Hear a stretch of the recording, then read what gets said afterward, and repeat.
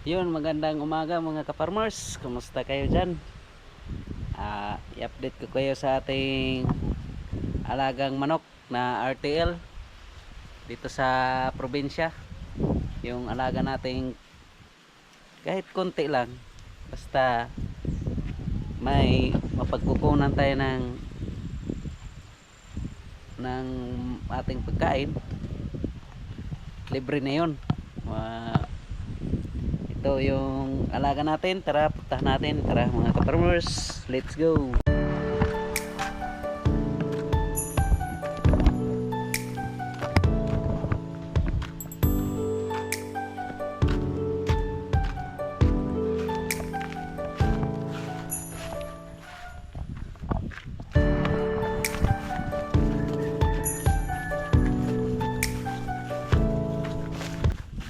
Tingnan natin mga farmers kung may progress ba sa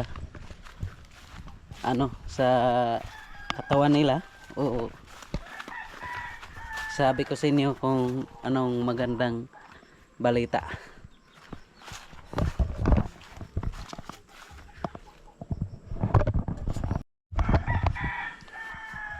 Yung kapaligiran natin sa ating munting kulungan mga ka-farmers, ito may kahoy, saka dito tinaman natin ng Madre de Agua. Ito yung mga ka-farmers, ito yung Madre de Agua. Yun o, malalaki yung dahon. Saka napakagandang pakain ng mga alaga natin, kambing, baka. Napaka daming vitamins na makukuha nila dito sa halaman na to na Madre de Agua. Saka yung natin, may bakod na rin kasi anuhan to ng kambing natin. Pinagawan lang natin ng kulungan ng manok para ma-maximize natin yung pwesto. Saka may alaga rin tayo na manok. Yun mga ka-farmers, ito na yung manok natin. Yun mga ka-farmers, oh, kita niyan, ano yan, nangingitlog na, may isa na nangingitlog. Yun oh, ito yung isang napakagandang balita na bumungad sa ating araw na ito. Nagsimula na sila mangitlog mga ka-farmers. Ibig sabihin yan, may income na tayo. Isang piraso, isang unang itlog mga ka-farmers. Yehey! Yun, laking tuwa natin mga ka-farmers na nakita natin yung alaga natin na nagsimula na silang mangitlog. Ito mga ka-farmers, ito yung alaga natin. Yung malaki na yung pasong niya. Saka maingay na sila. Yan ang sabi ng binilhan ko nito, na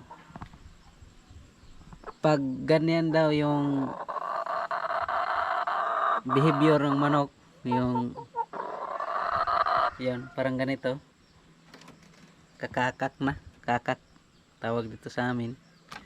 Ibig sabihin yan, malapit na daw sila mangitlog. Saka ito yung isa, maliit pa yung pasong o palong niya, palong o pasong. Kasi dito sa amin tapay, tapay ito itong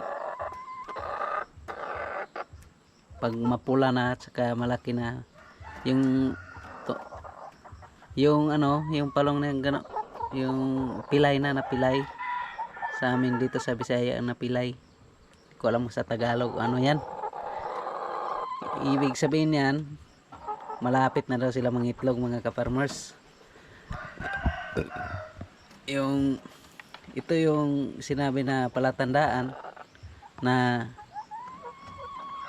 ready na sila mangitlog pag malaki na yung pasong niya o tapay. Ayun, may isa nang nangitlog sa kanila dito mga ka-farmers kabila. Yung 3 piraso dito, andito. May isa nang nangitlog, hindi ko alam kung anong manok dito. Pero doda ko itong malaki yung pasong. Yan. Sa harap. Yung iba wala pa. Pero at least meron ng simula. Yun sa kabila, yung dalawa wala pa. Hindi pa sila nangingitlog. Hopefully malapit na. Ayun mga ka-farmers.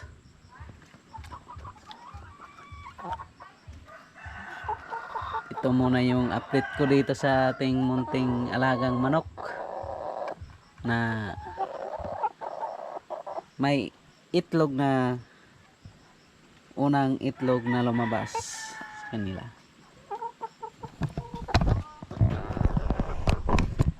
Yun muna mga ka-farmers sa araw na to.